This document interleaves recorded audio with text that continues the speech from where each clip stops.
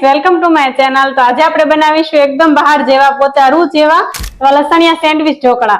તો રેસીપી એકદમ સહેલી છે, ચાલો બનાવવાનું શરૂ કરીએ। એ પહેલા તમને જો મારા વિડિયો પસંદ આવતા હોય તો મારા વિડિયોને લાઈક કરજો અને હજુ સુધી મારી ચેનલને સબસ્ક્રાઇબ ના કરી હોય તો મારી ચેનલને સબસ્ક્રાઇબ કરજો। એકદમ જાળીદાર અને પરફેક્ટ લેયર સાથે લસણિયા સેન્ડવિચ ઢોકળા બનાવવા માટે મેં અહીં એક બાઉલમાં આ રીતે ચાયણો રાખી તેમાં 1 કપ જેટલો બેસન લઈ તેને આ રીતે ચમચીના મદદથી સતત હલાવીને એકદમ સરસ રીતે મેં ચાળીને તૈયાર કરી લીધેલો છે। તો લોટને ચાળવો અહીં ખૂબ જ જરૂરી છે કે જેમાં કોઈ પણ કચરો હોય તો તે નીકળી જાય।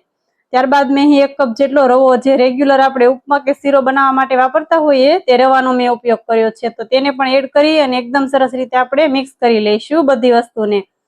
તો હવે તેમાં હું સ્વાદ પ્રમાણે મીઠું એડ કરી દઈશ। તો મેં અહીં 1 ચમચી જેટલું મીઠું લીધેલું છે અને 1 ચમચી જેટલી ખાંડ આપણે એડ કરીશું।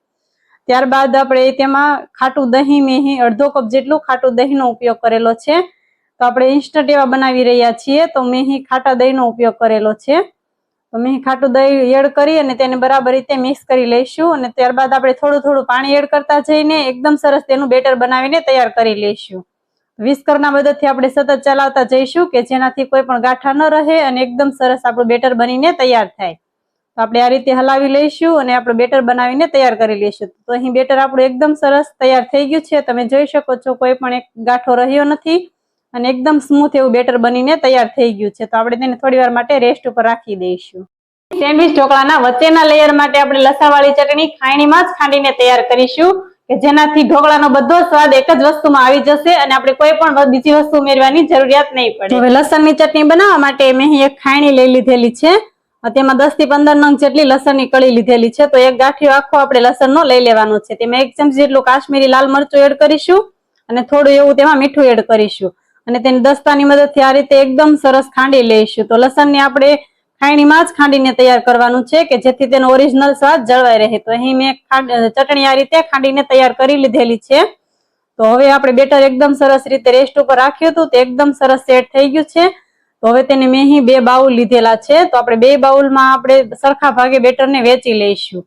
તો 2 બાઉલમાં મેં અહીં 2 ડોયા જેટલું બેટર આપણે એડ કરી દઈશું।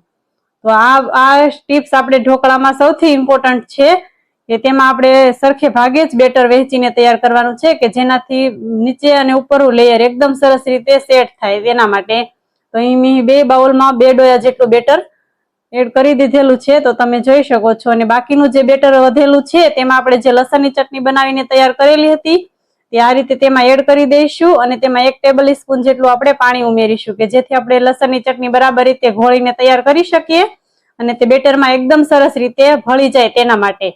તો અહીં ચમચીના મદદથી આપણે એકદમ સરસ રીતે બેટરમાં ચટણીને આ રીતે કોઈ પણ ગાંઠા ન રહે તે રીતે હલાવી લઈશું અને મિક્સ કરી દઈશું કે જેથી લસણની ચટણી એકદમ સરસ રીતે બધા બેટરમાં ભળી જાય। હવે જે 2 બાઉલમાં આપણે અલગથી બેટર લઈને તૈયાર રાખેલું હતું તેમાં આપણે અડધી ચમચી જેટલો હળદર પાવડર ઉમેરી દઈશું। તો 2 બાઉલમાં આપણે અડધી ચમચી જેટલો હળદર પાવડર ઉમેરીશું અને 1 ચમચી જેટલું સિંગ તેલ ઉમેરી દઈશું। તો સિંગ તેલ અહીં ઉપયોગ કરવો ખૂબ જરૂરી છે કે જેનાથી આપણા ઢોકળાનો સ્વાદ એકદમ સરસ આવે। તમે ચાહો તો આમાં આદુ મરચાની પેસ્ટ પણ ઉમેરી શકો, પણ આપણે જે વચ્ચેના લેયરમાં લસણવાળી ચટણી ઉમેરેલી છે તો તેમાં બધો સ્વાદ આવી જશે, તો ન ઉમેરો તો પણ ચાલે। તો બંને વસ્તુને આપણે એકદમ સરસ રીતે બંને બાઉલમાં મિક્સ કરી લઈશું આ રીતે ચમચીના મદદથી। અને મેં અહીં એક ઊંડી ડીશ લીધેલી છે, તો આપણે ઢોકળા સ્ટીમ કરવા માટે ઊંડી ડીશ લેવી ખૂબ જરૂરી છે। તો તેને આપણે એકદમ સરસ રીતે તેલથી ગ્રીસ કરી લઈશું બધી બાજુથી અને જે 1 બાઉલ લઈ તેમાં આપણે 1 ચમચી જેટલો ઈનો ફ્રૂટ સોલ્ટ ઉમેરીશું કે જેનાથી આપણા ઢોકળા એકદમ સરસ સોફ્ટ તૈયાર થાય। તો તેને ચમચીના મદદથી આ રીતે એકદમ સરસ રીતે હલાવી લઈશું અને બધા બેટરને મેં અહીં તેલથી ગ્રીસ કરેલી ડીશમાં આપણે ઉમેરી દઈશું અને સરસ રીતે હલાવી અને બધી બાજુથી સેટ થાય તે રીતે આપણે બધી બાજુ ફેલાવી દઈશું। અને મેં અહીં પહેલેથી જ તે કડાઈમાં તે ગરમ થવા માટે રાખેલું હતું, તો પાણી આપણું સરસ ગરમ થઈ ગયું છે અને ડીશને આપણે આ રીતે ઉપર ગોઠવી દઈશું અને થોડી વાર માટે ઢાંકી અને 5 મિનિટ માટે આપણે તેને સ્ટીમ કરી લઈશું। તો 5 મિનિટ થઈ ગઈ છે અને આપણા ઢોકળા એકદમ સરસ સ્ટીમ થઈ ગયા છે નીચેનું લેયર। તો હવે જે આપણે લસણવાળી ચટણી બનાવીને તૈયાર કરેલી હતી વચ્ચેનું બેટર તે આપણે આ રીતે એડ કરી દઈશું અને ચમચીના મદદથી બધી બાજુ સરસ રીતે કોટ થાય તે રીતે આપણે સરસ સેટ કરી લઈશું। ચમચી ફેરવતા જઈશું અને બેટરને બધી બાજુ ફેલાવી લઈશું, કિનારીએ કોઈ પણ જગ્યા ન રહે તે રીતે આપણે બેટરને ફેલાવી દેવાનું છે અને તેને પણ આપણે 2 થી 3 મિનિટ માટે સ્ટીમ કરી લઈશું। મીડિયમ ગેસ ઉપર. તો હવે જે આપણે વચ્ચે નીચે ઉપરના લેયર માટે આપણે જે બેટર બચાવીને રાખ્યું હતું તેમાં આપણે ફરી વખત ઈનો ફ્રૂટ સોલ્ટ ઉમેરી દઈશું અને ચમચીના મદદથી એકદમ સરસ રીતે આપણે હલાવી લઈશું. જ્યાં સુધી આપણું વચ્ચેનું લેયર સ્ટીમ થાય છે ત્યાં સુધી આપણે આ પ્રોસેસ કરી લઈશું. તો આ પ્રોસેસ આપણે ઢોકળા ચડવા આવે ત્યારે જ કરવાની છે. તો આપણે વચ્ચેનું લેયર એકદમ સરસ રીતે સ્ટીમ થઈ ગયું છે. તો તમે જોઈ શકો છો કે આપણું સરસ એવું પરફેક્ટ તૈયાર થયું છે. તો હવે આપણે ઉપરના લેયરનું જે બેટર ઈનો ફ્રૂટ સોલ્ટ ઉમેરીને રાખ્યું હતું તે આપણે આ રીતે એડ કરી દઈશું અને બધી બાજુ ફેલાવી લઈશું. અને હવે તેને ઉપરથી આપણે લાલ મરચું પાવડર સ્પ્રિંકલ કરી રહીશું કે જેનાથી એકદમ સરસ ઢોકળાનો લુક આવે. હવે તેને ઢાંકી અને 15 થી 20 મિનિટ માટે આપણે તેને સ્ટીમ થવા દેવાનું છે. તો આપણે ગેસની ફ્લેમ મીડિયમ રાખીશું અને આ રીતે ઢાંકી અને એકદમ સરસ રીતે તેને સ્ટીમ થવા દઈશું.